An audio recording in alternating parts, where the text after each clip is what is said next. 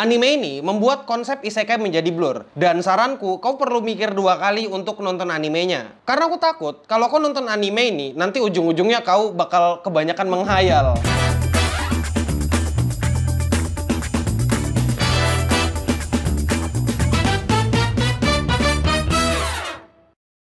Jadi, hari ini aku mau ngomongin anime yang asik banget. Asiknya sebelah mana? Anime ini asik banget untuk dijadikan bahan hayalan. Judul animenya adalah Isekai de bla bla bla bla bla bla lah pokoknya. Atau kalau mau gampang, Iseleve. Setelah aku menonton anime Iseleve, aku mempertanyakan apa dan bagaimana konsep isekai yang sebenarnya. Tokoh utama kita yang namanya Yuya ini dulu gendut banget dan gak punya skill sama sekali. Kau bisa lihat gambarnya di belakang. Dan naas, kakeknya meninggal dan akhirnya dia diberikan warisan oleh kakeknya. Dan akhirnya warisan yang diberikan oleh kakeknya Yuya itu bikin keluarga mereka pecah. Karena gini loh, ini anak udah jauh dari kata good looking, terus dia beban keluarga juga, dan tapi dia dapat warisan. Dan akhirnya iya, dia ditinggalkan sama keluarganya yang ngambek karena nggak dapat warisan. Setelah dia mendapatkan warisan, dia sadar kalau ternyata rumah yang ditinggalkan kakeknya itu ada gerbang untuk pergi ke dunia lain. Dan akhirnya dia farming level di isekai ini. Terus secara ajaib, entah bagaimana caranya, badannya yang gendut dan pendek tadi itu berubah jadi kurus, kekar, dan tinggi.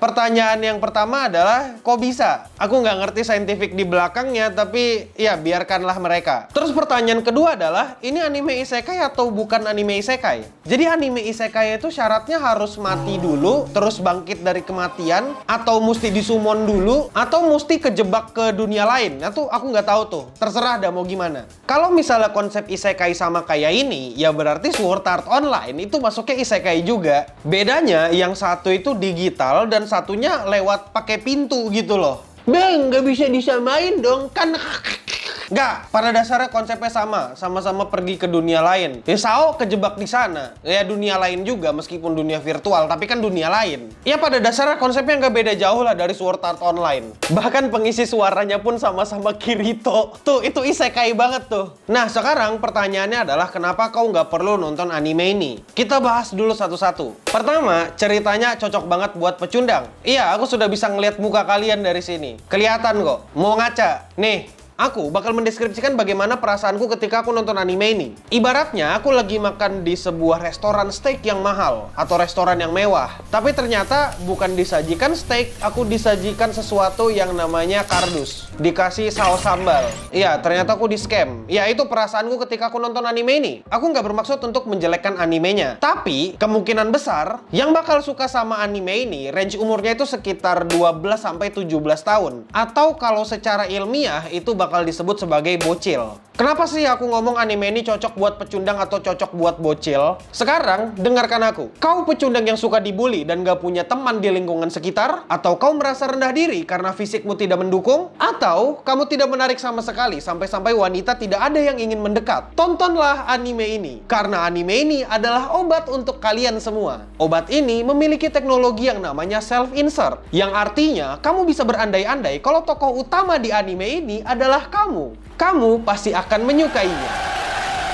Aku nggak akan ngeblame orang-orang yang suka sama anime ini. Karena pada dasarnya ya emang buat pecundang aja ini anime. Kasian gitu, udah dikatain dunia nyata, masa dikatain di internet kan gak enak ya. Tapi cerita di anime ini bener-bener kentang coy. Tipikal cerita webtoon yang awalnya dibully terus bangkit lagi dan tiba-tiba jadi ganteng entah dari mana kegantengannya. Aku punya keyakinan kalau banyak orang yang bakal suka sama anime ini atau setidaknya tertarik untuk nonton episode satunya. Karena mereka itu kebait sama konten cerita singkat, entah itu di TikTok atau di YouTube. Anime ini jelas banget jadi bahan kopium buat para pecundang. Dan mereka bakal ngebela anime ini mati-matian. Saranku buat kau yang mau marah-marah di kolom komentar, kau nggak perlu ngebela anime ini kayak bela negara. Karena kau nggak akan dibela sama anime ini. Mending kau ngedevelop dirimu sendiri dulu gitu. Kelihatan banget kau itu kayak pecundang yang kumaksud gitu. Kalau kau ngebelain anime ini kayak bela negara. Siapa sih orang yang mau ngebela anime kayak bela negara? Alasan kedua, kenapa kau nggak perlu nonton anime ini adalah haremnya klise. Anime ini baru 4 episode dan dia udah menggaet 3 cewek. Aku nggak tahu apa pelet yang dia pakai, tapi ya aku nggak ngerti apa lagi kalau ini bukan self-insert. Cewek pertama itu ketua OSIS yang dia selamatkan dari preman, terus Terus cewek kedua itu putri kerajaan dari isekai yang dia selamatkan dari kumpulan goblin. Kau ingat anime-anime goblin yang nyerang satu perempuan?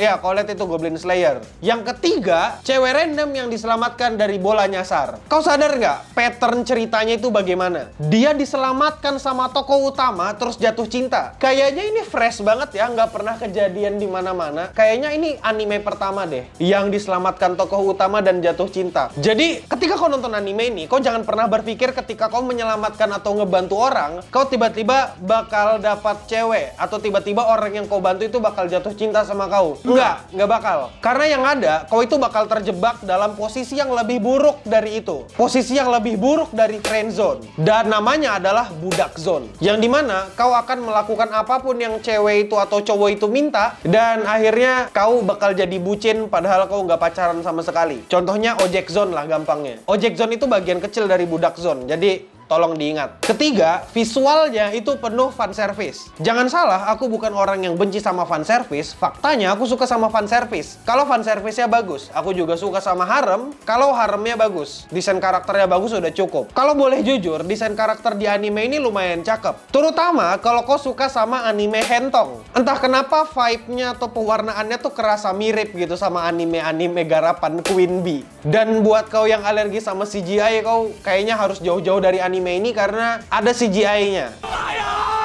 Kenapa kau perlu menjauhi anime ini? Gini Gits, ku kasih tahu ya Gits. Tokoh utama kita ini kalau di isekai dia memakai armor. Maka jelas banget karena armor itu susah digambar, jadi ya pakai CGI atau juga bakal pakai 3D. Dan entah kenapa kalau kau ngelihat antara 2D dan 3D-nya di sini itu nggak nyambung banget. Dan vibe-nya tuh nggak kerasa. Vibe-nya itu kerasa jauh aja gitu. Pada dasarnya aku cuma mau ngomong kalau 2D dan 3D di anime ini nggak nempel atau nggak harmonis. Contohnya, kau boleh lihat di episode 2. Waktu dia ngebantai goblin dan menyelamatkan Tuan Putri. Kalau mau secara objektif, apakah animenya jelek? Iya, jelek. Tahu dari mana? Percaya sama aku. Sumbernya dari mana? Aku sumbernya. Animenya jelek, dan alasanku ngomong itu adalah karena anime ini menggunakan banyak frame yang diam dan cuma di panning ke kiri dan ke kanan. Atau mundur maju. Iya, panning doang. Panning kamera itu adalah salah satu bentuk kemalasan dalam dunia animasi. Karena kau bisa kasih gambar diam dan mulut flip-flop, terus kau bisa geser kiri kanan doang atau zoom in zoom out. Ya kayak gitulah. Sejauh ini, itu yang kulihat sampai di episode 4. Aku nggak tahu gimana ke depannya,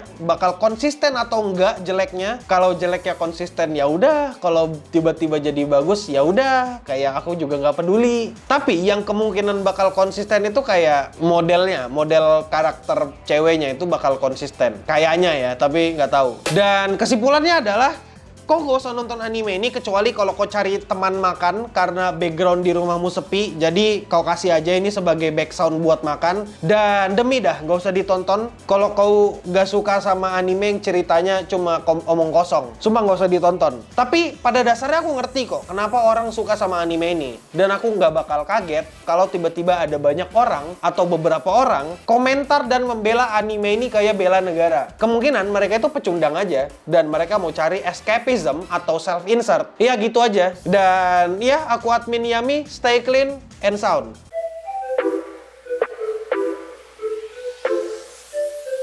Jadi gini Gits, kau serius ada yang suka sama anime ini? Kalau Bang Rung nge-review anime atau ngata-ngatain anime, gak ada yang bagus dari anime ini sama sekali, sumpah. Aku berusaha mencari yang bagus. Demi aku berusaha mencari yang bagus, yang outstanding, yang unik. Gak ada. Aku berusaha banget, bahkan aku ingin mencari apa pelajaran yang bisa diambil dari anime ini.